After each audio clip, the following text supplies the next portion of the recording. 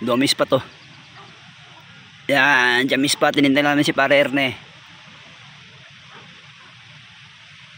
Ganda dito, boy.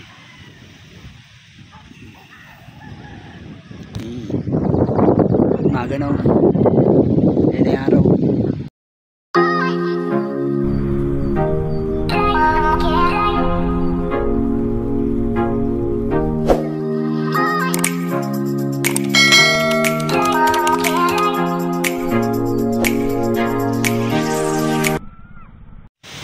Fishing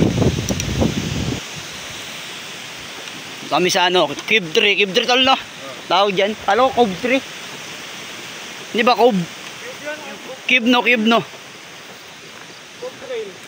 oo.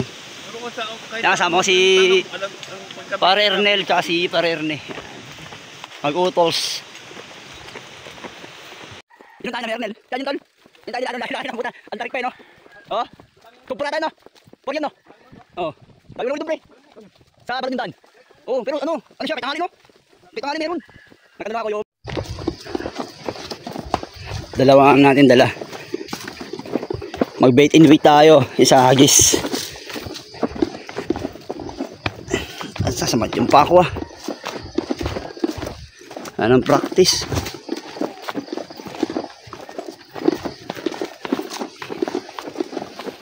Pumunta kami sa spot. Doon kami galing sa taas dulo. Yan, bundok na yan. Kami. Doon sa dulo. Nakaran, doon kami naligo. Yan. Spot tayo dito. Yan sila utol. Pare. Yan uli. Yung spot. Pabor yung hangin, palayo. Sakto. Oh. Set up mo na, set up. Poseidon na number 4. Yan, tapos bago ito yung bagong ano, Conquest 9 feet na ano, 7 to 20 grams. Tapos 7 grams yung ano natin, pamain, Shopee lure. 10 pounds na ano, braided line, tsaka 20 pounds na fluorocarbon. Yan. Unang hagis.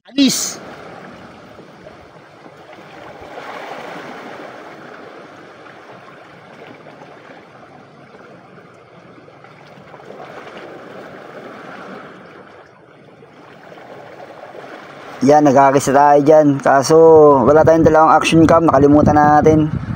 Cellphone lang yung gamit natin dyan. Kaya limitado tayo sa ano, pagbibideo. Pitik-pitik lang. Yan, sa oras na yan medyo nag-iba yung hangin. Patabi naman, pasalungad sa paghagis. Yan, kaya yan, hinintay ko ano huminto. Yan, ganyan ang ginagawa natin kasi magbuhol-buhol tayo niyan pag sinalubong natin. Yan, di tayo makapag-agis kaya yan, tinitignan ko yung laro ng lure kung maganda ba. Yan, ganyan ginagawa natin. Alam na mga angler yan. Ayaw huminto, salungat talaga yung hangin. Kaya yan, nag-decision tayo na ano, lipat tayo ng ano. Tsaka wala ring ano niya, wala ring bite, walang paramdam.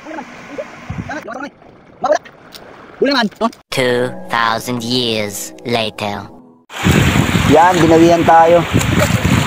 Cellphone ni Utol Ernel yung gamit natin dyan. Yung sa atin na lobat na dyan eh. Yan. Palaro pa tayo nyo. Ganun din. Parang bidbid din, maliit. Bit.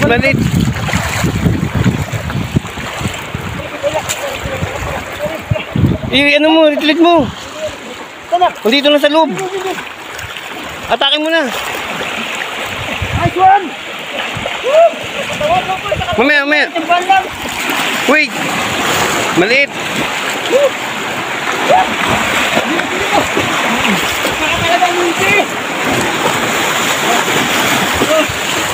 Anak! Meron ba? Nagin ba ulit? Kumagat? Hindi, sabitan lang. Meron yan dyan. Biglang bumaba eh. Yan, huli namin bitbit. Kumabang kasi yan dyan sa harapan. Mga 1 kilo sa akin mahigit. Tapos si Utol Ernel nakahuli rin ng bitbit din. Mas malaki yung kanya. Yan, mga 4 kilo mahigit din kanya. Solid. Thank you sa panonood.